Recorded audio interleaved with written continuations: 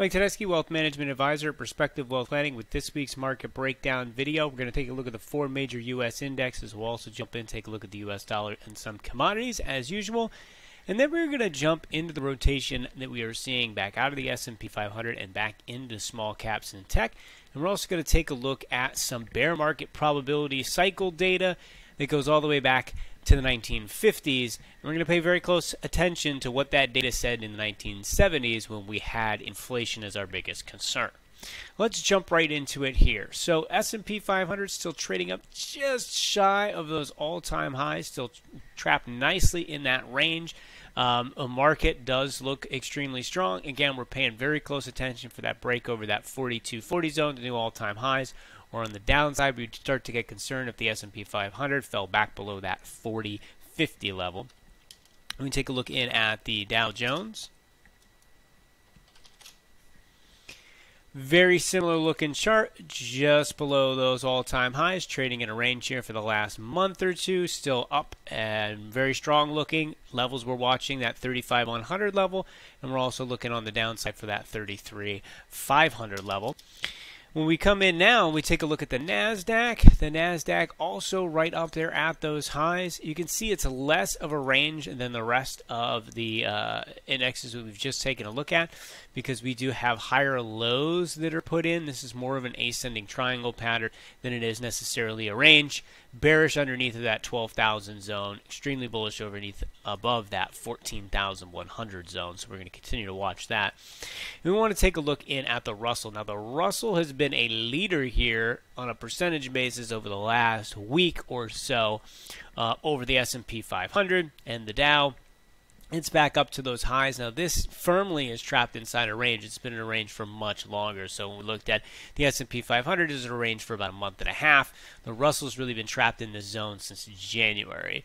A breakout here would be extremely bullish. So once again, seeing the mid and small caps acting as leadership after a 6-month sideways base pattern from a move from down below would be extremely bullish for not just the Russell, but the overall market health as a whole. So we're going to pay very close attention to what happens here. We are right on that cusp, essentially, of potentially making that breakout for new highs on the Russell, which we haven't seen since March.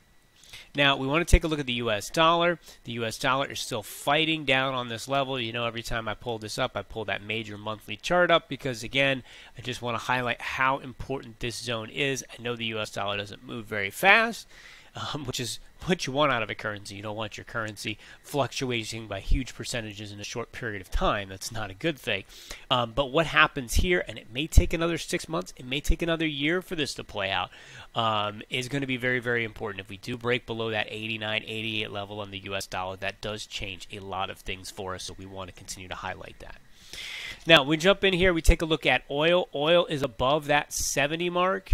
Right? We have highlighted this key zone in a number of videos. Our next target's at 75 to 77 resistance zone that we have back here in 2018. So this is that nice range with some follow through here to the upside. That looks extremely strong at this point in time. When we jump in and take a look at the metals, copper is holding right around that 450 level. It hasn't really done much since May. And that's not exactly what we want to see because when we back this out again onto a monthly time frame, it's having difficulty holding over that all-time high monthly close important level of 450. We're going to check back here at the end of the month and see if we can get back up over that zone. Precious metals, gold still continues its grind higher from that potential double bottom that was put in back in March and April. Really want to see this get up over that 1900 and really into that 1950, 1960 zone. It's been struggling here, as you guys can see, for the last week or two, kind of between 1850 and 1920. So we're looking for that potential follow through. We jump in here and we take a look at silver. Silver is basing nicely just under that 2850, 29 level. A breakout here would be really bullish, and again, you can take a look at the chart of silver versus gold, and you can see a lot more strength out of silver than gold here over the last 6 months, which is a bullish sign for the space because silver is considered that riskier asset of the two. We take a look in at platinum. Platinum's just holding on to that 1150 zone. It failed right up at 1300. That's not the zone where bulls wanted to see this kind of stall out, but it is still holding over this breakout. And really, platinum is still fine as long as it kind of holds that 1000 mark, because that's really that key for the last few years, is staying above that zone. And we'll last but not least take a look at palladium, which also is having a difficult time holding over that high from February of last year. It's sitting up right near that zone, kind of wavering back and forth. Really would like to see this continue to push and break that 3,000 firmly and cleanly, but that just hasn't happened right now. It's kind of a little pause here in the metal space at the moment. Well, let's start our data sets by taking a look at the S&P 500 after a percentage of its members are above its 50-day moving average, and it has risen less than 12.5% over the course of a few weeks, while small cap and tech is up 25%, right? So this is showing you very clearly that the small caps and tech outperforming the S&P 500 over a short period of time. And what that typically tends to precede is some really rough returns for the S&P 500 over the next couple of months, but not over the long term, right? We see this happen all the time when we see healthy rotation from one area of the market into another area of the market. If you looked at this data set earlier this year and you did it in the opposite, you would have seen the S&P 500 continuing to look strong, while tech and the Russell were acting very weak, right? What happens is S&P 500, people are taking profits out of some of those names that have done really well and putting them into areas of the market that haven't performed as well, and that's that healthy rotation. You can see, while 2 months out this data set looks really ugly, when you get to a year later, the S&P 500 is positive over 80% of the time based on this data set, because once again, it is highlighting what I feel is healthy rotation more than anything else.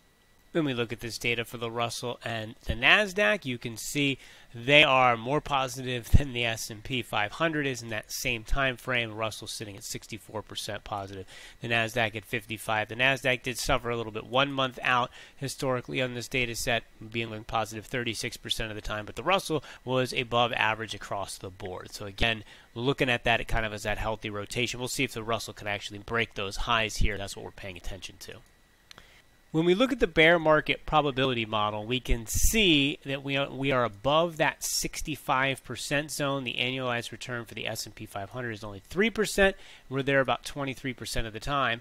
When it's below 40%, we have a 20% annualized return. All right, so last year when we saw that massive sell-off in the market, this of course dropped way down into here, and we saw an incredible rise out of the market. This is one of those, sentiment taking a look at where the higher that number is, the worse the returns typically tend to be. Now, this is based off of the U.S. unemployment rate, the ISM manufacturing index, the yield curve, inflation rate, and the PE ratio, and we put all of those together, and that's what this puts out for us. Now, the probability is back up over that 65% zone that we are headed towards that kind of bear market cycle. Now, when we take a look at the data, you're going to see that this doesn't mean that we're going to go into a bear market. It just means that stocks just in generally don't have as large of annualized returns, right? Not that necessarily we have these huge sell-offs. The problem with this data set, and the reason why I wanted to highlight it, is the one time that we take a look at the data and things are not good multiple years out was in the 1970s. And if we remember what was going on in the 1970s, inflation. That's a very similar environment to where we're at today. So I'd like to actually take a look at the 1970s from a comparison standpoint. When we cycle that bear market probability from below 40% to above 65%, we have 2, 4, 6, 7 data sets plus the one that we're in going back to the 1950s. And what you'll see, again, a year out, 2 years out, 3 years out, the market is clearly positive a high percentage of the time. And there is only one outlier to that, and that is that 1970 zone. And you can see where we're at 1 year, 2 year, and 3 years out. 40% down draw 2 years out. In the 70s, 3 years out, a 22% down draw. there as well. So that's the concern here. Again, looking at this from an inflation component, which we really can compare ourselves now to where we were kind of in the 1970s with CPI indexes and everything heating up, definitely showing us that we have that inflation.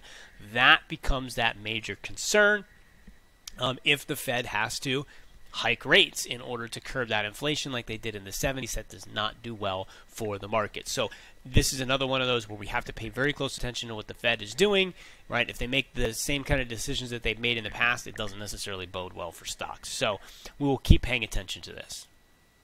Hope you guys have yourself a fantastic week. As always, if you want to reach out to me directly, shoot me an email to mtedeschi@perspectivewealthplanning.com. I'll be more than happy to answer any questions that you guys have regarding the markets, or you can give me a call at 814-580-9881. Hope you guys have yourself a great week. I'll see you next week. Take care.